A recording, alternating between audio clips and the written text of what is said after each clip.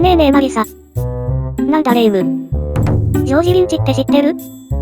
ああ、1980年代を代表するハードロックギタリストで、ドッケンやリンチモブで活躍した伝説的なギタリストのことだな。それでは、今日はジョージ・リンチについて解説するぜ。よろしくお願いするわ。それでは、ゆっくりしていってね。ねえマリサ、ジョージ・リンチってどんな人なの？ジョージ・リンチは1954年9月28日生まれのアメリカのギタリストだぜ。ハードロックバンドのドッケンや、その後のソロバンドのリンチモブで有名になった人物だな。へえ、すごい人なのね。どんなところが評価されているの？1980年代を代表するロックギタリストの一人として、独特の演奏スタイルとサウンドで高い評価を受けているんだぜ。ギターワールド誌の史上最高のギタリスト100人で47位、ギブソンの史上最高のメタルギタリスト10人では10位にランクインしているんだ。すごい、ランキングに入るなんて相当な実力者なのね。そうだな。彼の技術と独創性は多くのギタリストに影響を与えているんだぜ。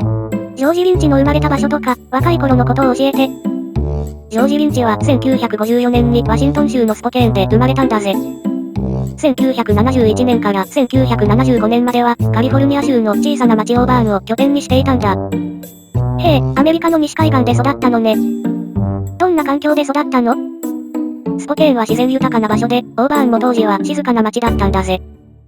そんな環境で彼はギターの腕を磨いていったんだ。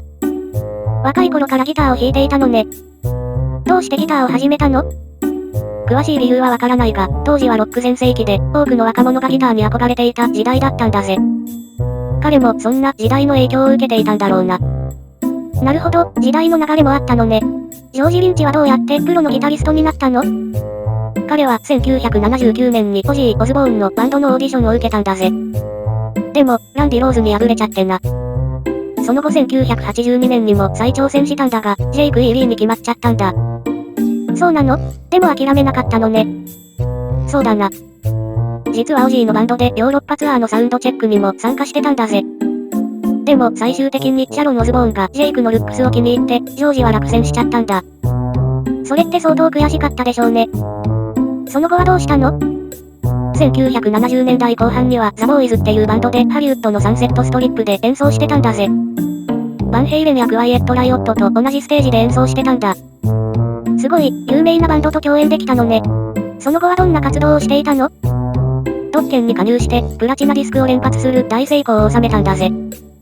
特にミスター・スケアリーっていう曲でギタリストとしての評価がさらに高まったんだ。1990年にはグラミー賞にもノミネートされたしな。へえ、ドッケンではかなり活躍したのね。そうだぜ。でも1989年にドン・ドッケンとの確執で脱退して、自分のバンドリンチモブを結成したんだ。より複雑なギターワークと歌詞で新しい方向性を目指したんだぜ。自分のバンドを作ったのね。その後はどうなったの？1994年にドッケンに復帰してディスファンクショナルっていうアルバムを出したんだが、期待ほどの成功は収められなかったんだぜ。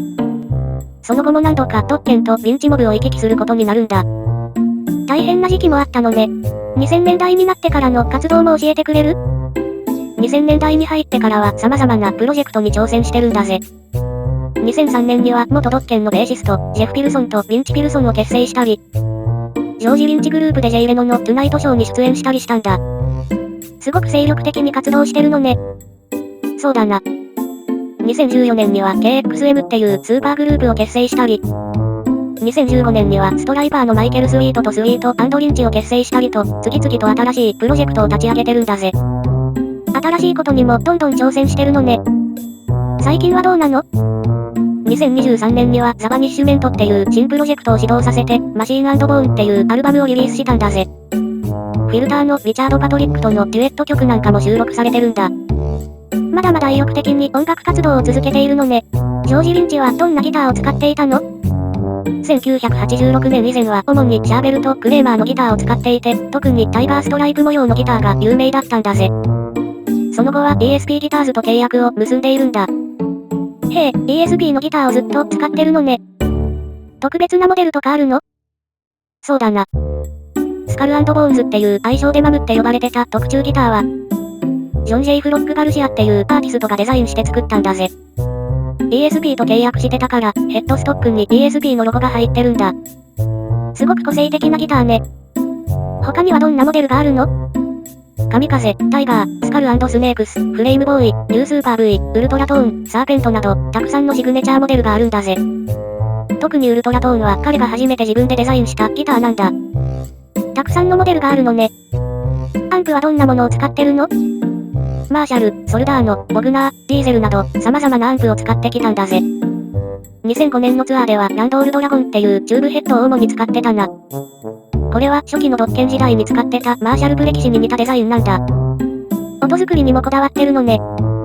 ピックアップとかエフェクターはセイモア・ダンカンが彼のために作ったスクリーミンデーモンっていうピックアップを使ってるんだぜ。最近は新しいスーパー V ピックアップも開発されたんだ。エフェクターではモーリーのトリプラーやキーリーのタイムマシンブーストなんかを使ってるな。剣も自分専用のものを使ってるの？そうだぜ。ディーン・マークレーと一緒に高ニッケル含有の専用剣を開発したんだ。でも最近はダダリオの剣に変えたみたいだな。マリサ、ジョージ・リンチはどんなギタリストから影響を受けたの？ジミ・ヘンドリックス、ランディ・ローズ、ジェフ・ベック、マイケル・シェンカーなど多くの偉大なギタリストから影響を受けてるんだぜ。へえ、すごい人たちばかりね。他にもいるの？そうだな。エディ・バンヘイレン、アラン・ホールズワース、ヤン・アッカーマン、クリストファー・バーケニング、アルディ・メオラ、ロイ・ブキャナンなんかからも影響を受けてるんだぜ。まだまだいるのね。ブルースのギタリストからも影響を受けてるの？そうだぜ。アルバート・キングやマディ・ウォーターズからの影響も大きいんだ。それにフランク・マリノ、ゲイリー・ムーア、イングベイ・マルムスティーンなんかからも影響を受けてて。これらのアーティストたちが彼のギタープレイや作曲スタイルを形作ってきたんだぜ。本当に幅広いギタリストから影響を受けてるのね。ジョージ・リンチの音楽スタイルはどんな感じなの？彼は独特のハードロックスタイルとテクニカルなギターワークで知られているんだぜ。特徴的なワウペダルの使い方やタッピング奏法、ハーモニクスを巧みに取り入れた演奏スタイルが特徴なんだ。ワウペダルってどんな効果があるの？ワウペダルは音の周波数を変化させてワウワウって感じの音が出せるエフェクターなんだぜ。ジョージは特にソロの中でワウペダルを使って人の声みたいな表現力のある音を作り出すのがうまいんだ。へえ、面白いわね。タッピングやハーモニクスについても教えて。タッピングは両手でフレットボードを叩いて音を出す奏法で、ハーモニクスは弦の特定の位置を軽く押さえて倍音を出す奏法なんだぜ。ジョージはこの2つを組み合わせて、まるで2人のギタリストが演奏してるみたいな複雑な音を作り出すんだ。すごく技術的なのね。具体的な曲で例えると、ドッケン時代はミスター・スケアリーのような激しいリフと印象的なソロが特徴的だったんだぜ。リンチモブではより実験的なアプローチをとって、ブルースやジャズの要素も取り入れた複雑なギターワークを展開してたんだ。最近の音楽性はどう変わってきてるの？最近のプロジェクトでは、エレクトロニカやインダストリアルな要素も取り入れて、常に新しいサウンドを追求してるんだぜ。それに、彼のギターソロは技巧的なだけじゃなくて、メロディアスで感情豊かなのが特徴なんだ。昔からそういう実験的な精神があったの？そうだぜ。若い頃から既存の枠にとらわれない音楽性を追求してきたんだ。特にリンチモブを始めた時期は、当時のヘビメタルの常識を超えた新しいサウンドを作ろうとしてたんだぜ。ジョージ・リンチはどんな影響を与えているの？彼は多くのギタリストに影響を与えているんだぜ。特に80年代以降のハードロック、ヘビメタルのギタリストたちに大きな影響を与えたんだ。具体的にはどんなギタリストが影響を受けているの？ダイムバック・ダレルやジョン・ペトルージなんかが影響を受けてるって言ってるんだぜ。彼らは特にジョージのリフの作り方やソロの組み立て方を参考にしてるみたいだな。へえ、すごいわね。教育活動とかもしてるの？そうだぜ。ギター教則 DVD を何本もリリースしてるし、マスタークラスも開催してるんだ。若手ギタリストの育成にも力を入れてるんだぜ。具体的にどんなことを教えているの？テクニックだけじゃなくて、音楽性や表現力の大切さも教えてるんだぜ。特にワウペダルの使い方やタッピング奏法の応用なんかは、彼ならではの指導法があるんだ。音楽業界への影響も大きそうね。そうだな。彼の革新的なギタープレイは、ヘビメタルの可能性を広げることにも貢献したんだぜ。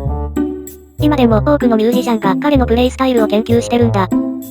本当に幅広い影響を与えているのね。そうだぜ。彼のギタープレイは、ヘビメタルの可能性を広げ、今でも多くのミュージシャンに影響を与え続けているんだ。今日はここまでだぜ。マリサ、いろいろと教えてくれてありがとう。いえいえだぜ。それでは、最後までご視聴ありがとうございました。